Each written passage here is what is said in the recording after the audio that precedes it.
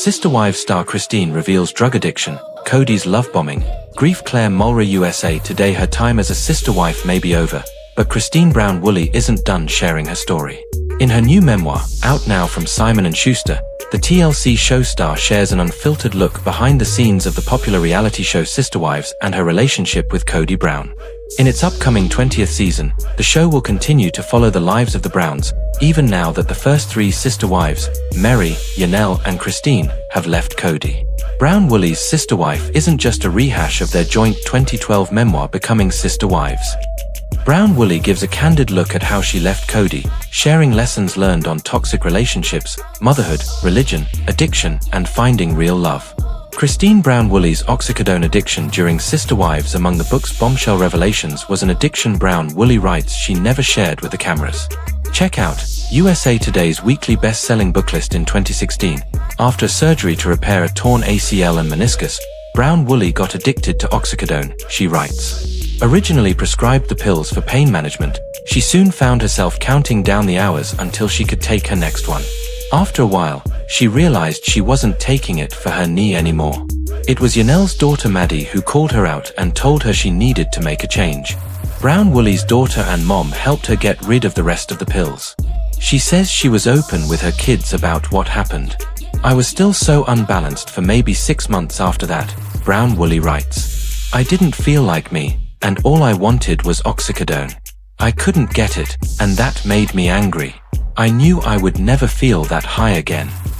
Christine says Kody love-bombed and compared Sister Wives. Brown Woolley writes that she wanted to follow in her parents' footsteps into a polygamous relationship since she was young. She specifically wanted to be a third wife because the Sister Wives dynamic would already be set. Brown Woolley and Kody's relationship strained over the years as his attention to her and their 6 kids waned, especially after he married his 4th wife, Robyn. She says she never felt secure in their relationship. She also writes that Kody would withhold time with her until she could be lovable, comparing her behavior to the other sister wives and demanding full-body massages and perfected household tasks. I will treat you like you are lovable when you make an effort to be lovable, he allegedly told Brown Woolley, she writes in the memoir. When the sister wives pulled away from Kody, Brown Woolley writes that he'd reel them back in with love bombing, like a gift or big date. If I complained about our marriage on the show, Kody spent less time with me and my kids. If we didn't do things his way, he'd punish us by withholding his attention. Husbands don't go to the doghouse in polygamy. They go to the next wife in the chain, Brown Woolley writes. Start your streak. Solve a clue from today's puzzle. 1. A large body of salt water keep playing. She also writes he was largely absent as a parent, telling her to lean on the other women for childcare instead of asking him for help. A breaking point in their relationship was when their daughter got spinal surgery and Kody refused to travel with them. In another, earlier instance, their 3-year-old daughter had kidney failure. Kody didn't come to the hospital to help because he said he'd been doing laundry at Robyn's, Brown Woolley writes.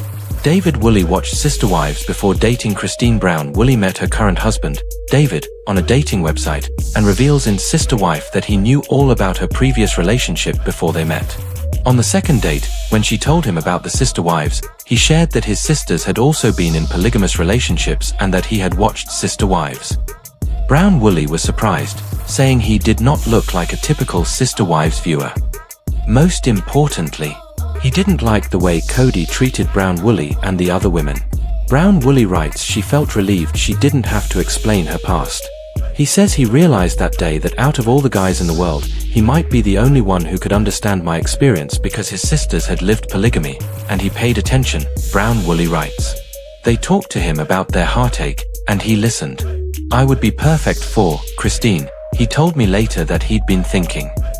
Finding closure after Garrison Brown's death, our beautiful, insightful son. In the final few chapters, Brown Woolley opens up about the death of Janelle's son Garrison, who died by suicide at the age of 25 last year. Janelle has since opened up about how his substance abuse played a role in his death. In her memoir, Brown Woolley says that conversation led her to a more open and honest awareness about her own drinking habits and to watch for signs in our other kids. We all understood we might lose Garrison, but we thought he might overdo it one night. Or he would crash his car. We don't talk about alcoholism in the young, or about death by suicide. He was so young, Brown Woolley writes. Closure, for Brown Woolley, is an ongoing process of remembering and grieving, she writes. She remembers him as the cutest little kid and the orneriest, reminiscing about his proclivity for jump scares and the care and understanding he took with her youngest daughter, Truly. In a tribute post to Instagram in 2024, Brown Woolley posted a video of Garrison helping Truly build a flower bed. "Our beautiful, insightful son," she writes in Sister Wife. If you or someone you know may be struggling with suicidal thoughts, you can call or text 988 or chat online any time of day. The crisis text line also provides free, 24/7, confidential support when you text 741741. More celebrity memoirs to binge: Menopause, Marriage, Beyoncé, and more. Claire Mulrer is USA Today's books reporter, where she covers buzzy releases, chats with authors and dives into the culture of reading. Find her on Instagram, subscribe to our weekly books newsletter, or tell her what you're reading at